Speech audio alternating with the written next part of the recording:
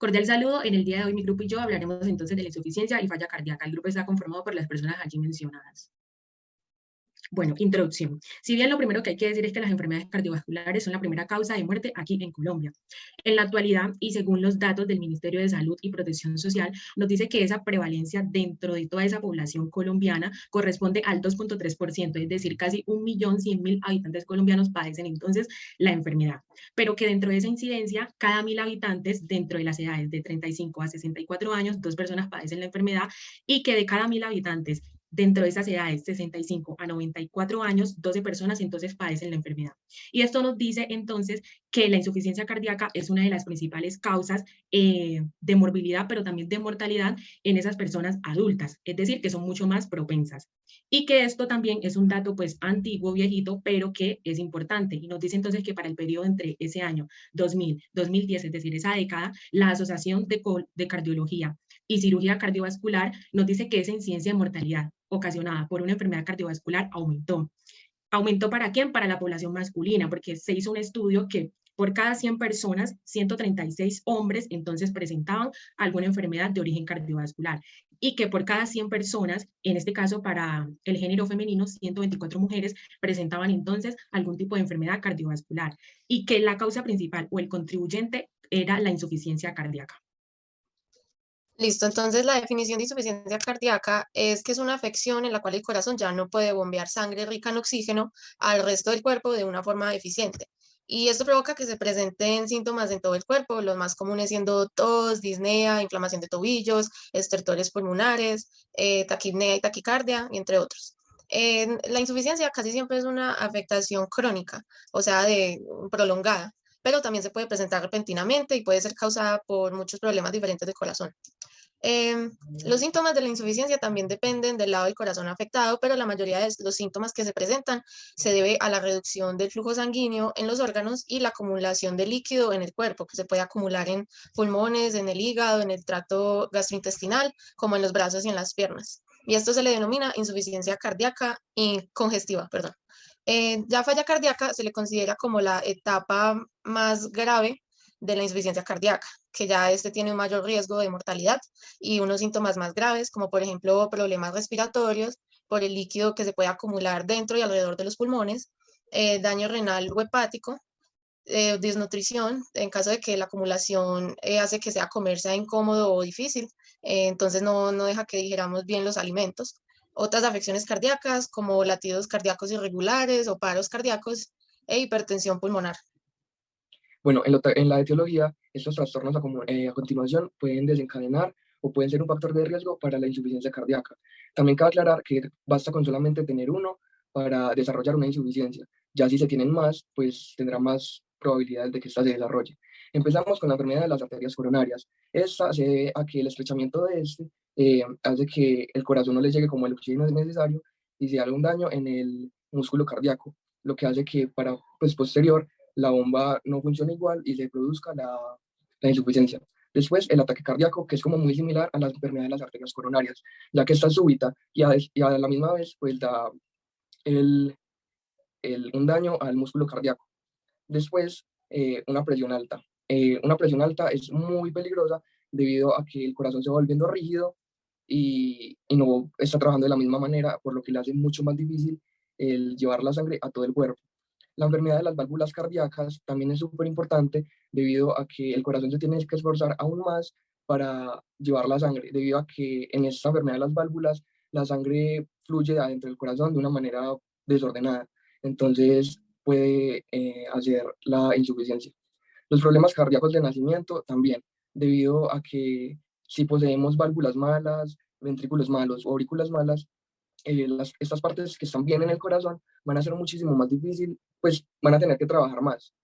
La diabetes también es un factor de riesgo debido a que esta sube la presión arterial y también puede pues causar enfermedad de las arterias coronarias. Y la apnea del sueño, a la misma vez, es un factor de riesgo debido a que si cuando estamos durmiendo, pues no se está dando el correcto oxígeno al corazón, pues este va a tener que trabajar más y en un futuro, pues se va a producir una insuficiencia cardíaca. Cuando hablamos de la fisiopatología de la insuficiencia cardíaca, podemos decir que es un trastorno que es progresivo. Usualmente está desencadenado por un evento inicial que me genera una disminución del gasto cardíaco, seguido por varios meses o años de mecanismos compensatorios que me generan una remodelación cardiovascular. Cuando hablamos de remodelación cardiovascular, pues se trata de que hay unos cambios a nivel estructural y funcional en el corazón que tienen como único objetivo es mantener el adecuado trabajo cardíaco y el gasto cardíaco pues adecuado para el cuerpo. Inicialmente lo que sucede en esos cambios es una hipertrofia ventricular, pues que está acompañada de una hipertrofia de los miocitos, que no es buena para el corazón porque los miocitos lo que hacen es aumentar en su tamaño, pero no son igual de funcionales, no cumplen bien su función inotrópica. Entonces, pues usualmente como no responden a las funciones del medio, lo que hacen es una muerte celular programada o una apoptosis. Aparte de eso, hay otros cambios estructurales y funcionales, como por ejemplo un aumento de la acumulación de colágeno en las paredes ventriculares.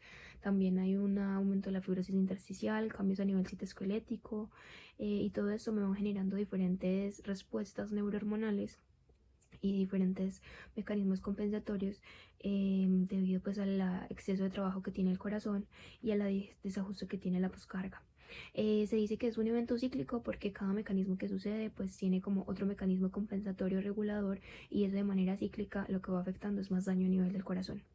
La fisiopatología de la insuficiencia cardíaca se puede percibir como un trastorno progresivo, el cual inicia con la disminución del gasto cardíaco, es decir, la capacidad de bombeo que tiene el corazón. Esto debido a afecciones como la hipertensión, donde se tiene una sobrecarga de presión, afectando tanto la función sistólica como la diastólica del corazón, por lo que la frecuencia cardíaca puede llegar a aumentar. Tenemos las valvulopatías, donde hay una sobrecarga de presión y volumen, donde la frecuencia cardíaca va a aumentar, al igual que la capacidad de almacenamiento de sangre del corazón. El infarto del miocardio, el cual causa una disfunción regional, es decir, se daña un segmento o una parte específica del corazón, por lo que ese segmento dañado no podrá contraerse ni relajarse adecuadamente para bombear sangre a los tejidos periféricos, por lo que genera un aumento del volumen. O también tenemos trastornos hereditarios como en el caso de las miocardiopatías genéticas. Esas afecciones lo que producen es una disminución de la perfusión tisular y sistémica, que es un síndrome fisiológico que refleja el intento del cuerpo por preservar las funciones en órganos vitales, como los riñones, el cerebro y el corazón. Al suceder esto, se activan sistemas neurohormonales, los cuales tratan de mantener el adecuado flujo sanguíneo y actúan de forma cíclica, aumentando cada vez más el daño del corazón. Lo que hacen estos sistemas neurohormonales es aumentar las resistencias periféricas y la volemia. Y en cuanto a los sistemas, son cuatro.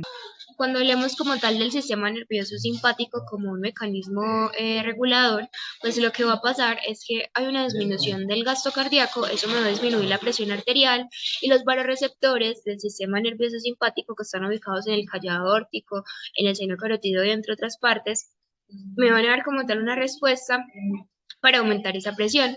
Entonces lo que ellos van a hacer es que van a aumentar la frecuencia cardíaca.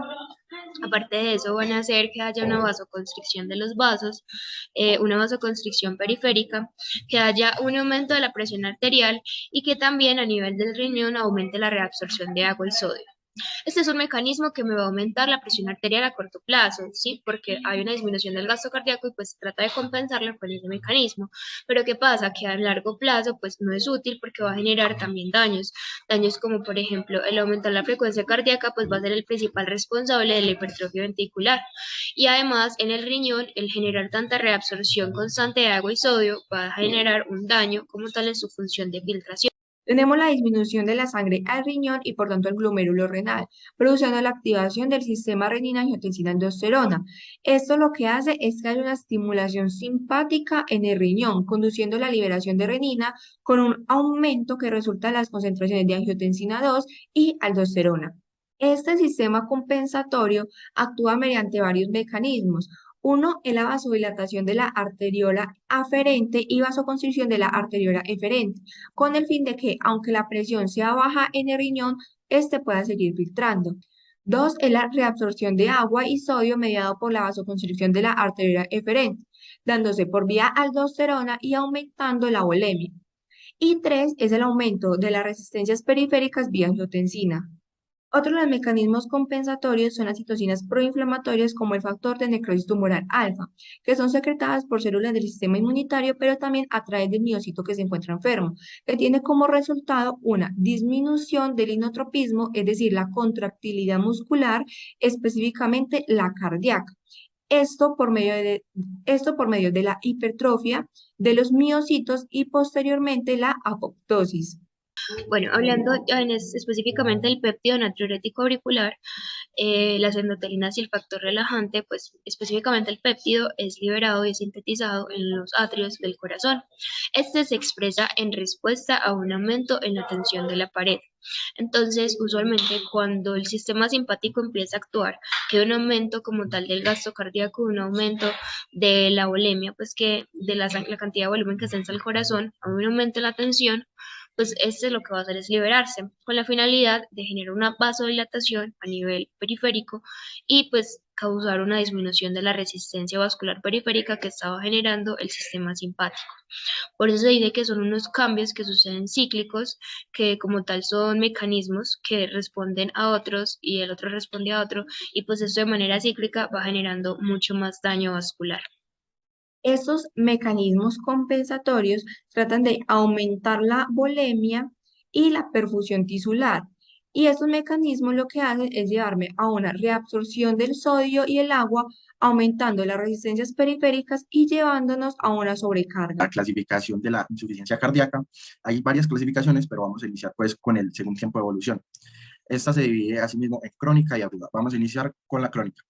Como ya conocemos, pues el término crónico es que se desarrolla y progresa lentamente.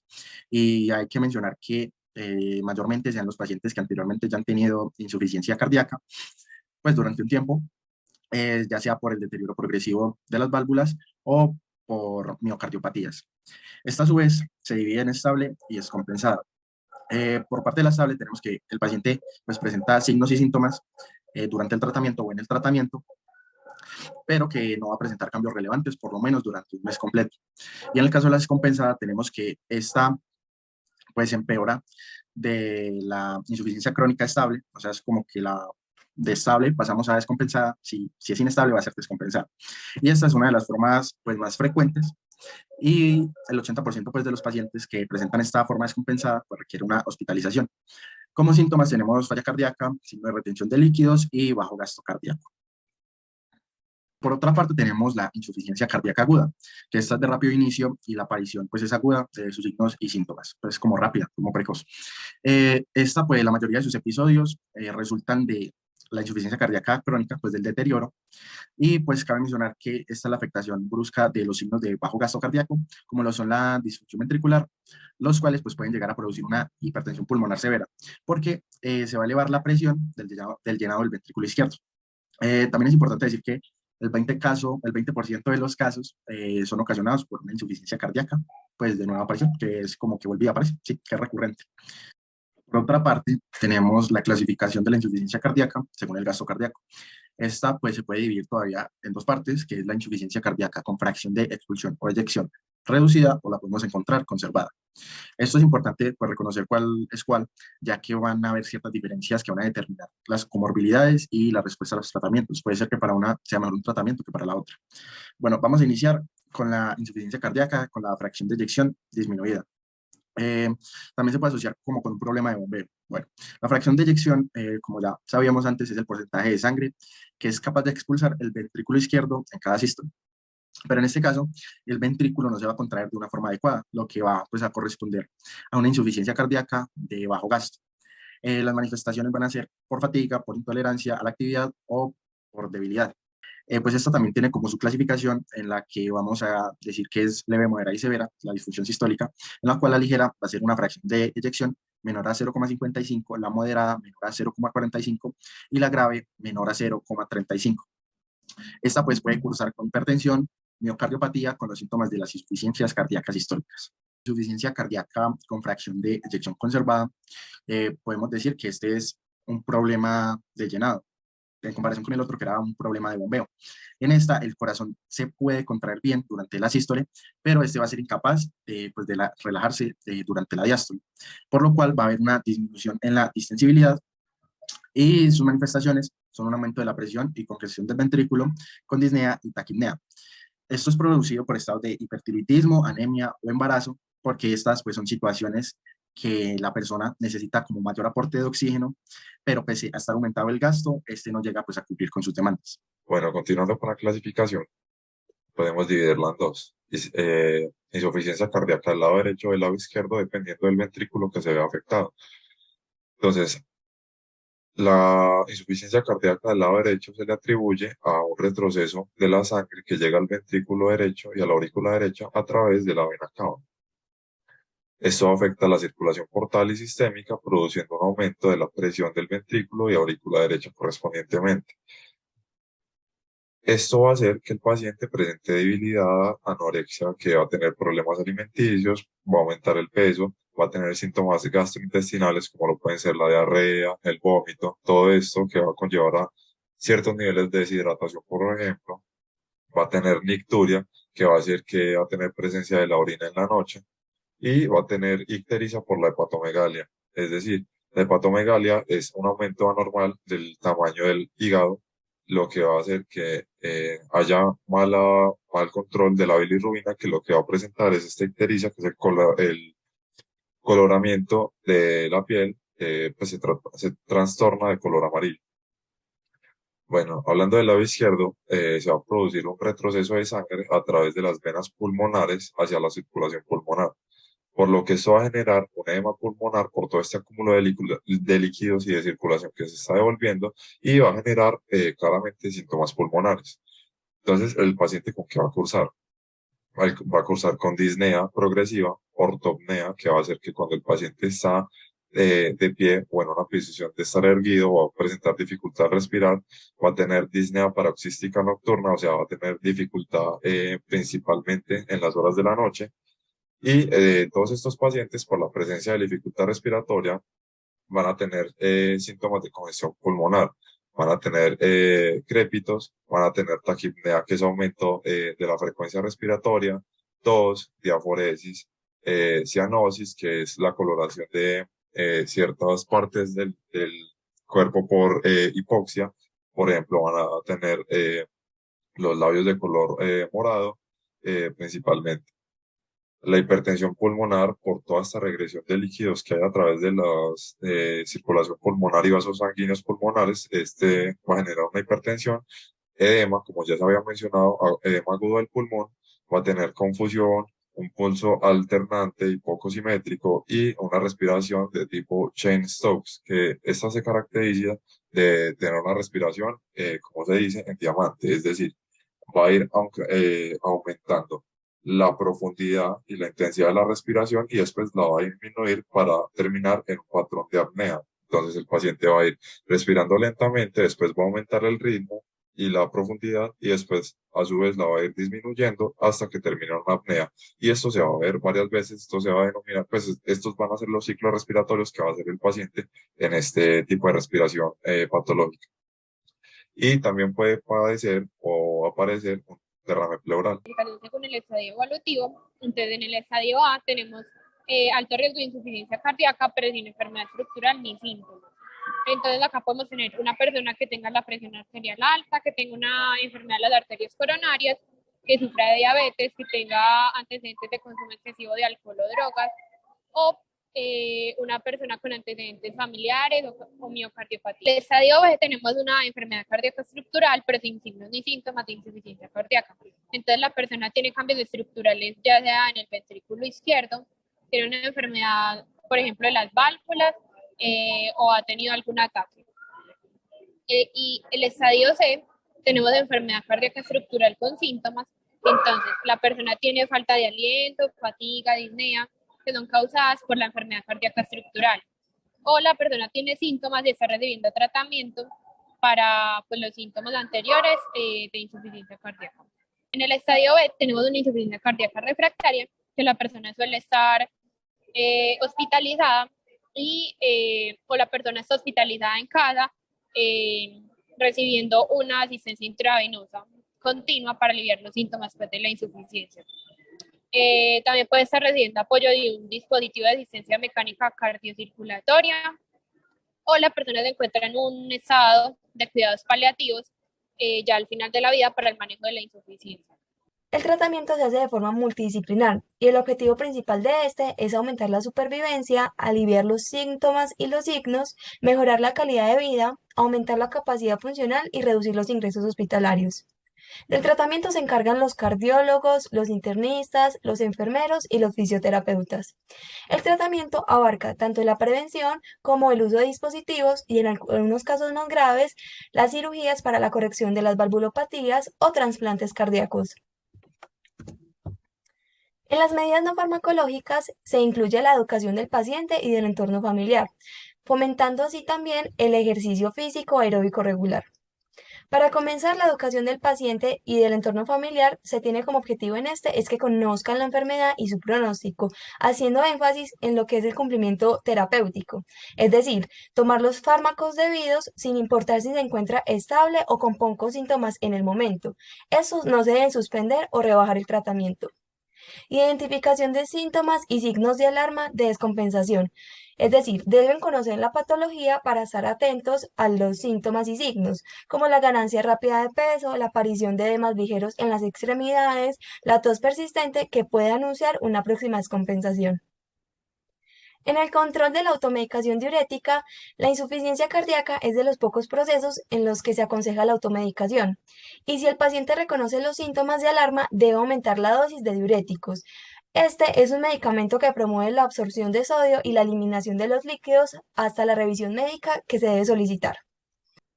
Para el control de los factores de riesgo se debe estar atentos a la alimentación, a la ingesta de sal y la ingesta de líquidos.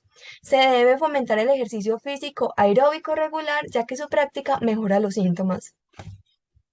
Conclusiones. La insuficiencia cardíaca es una enfermedad de curso impredecible. Para mejorar la calidad de vida del paciente se debe controlar, detectar y tratar precozmente los episodios de deterioro y hacer un buen abordaje en el cuidado del paciente que abarque tanto físico, psicológico y social.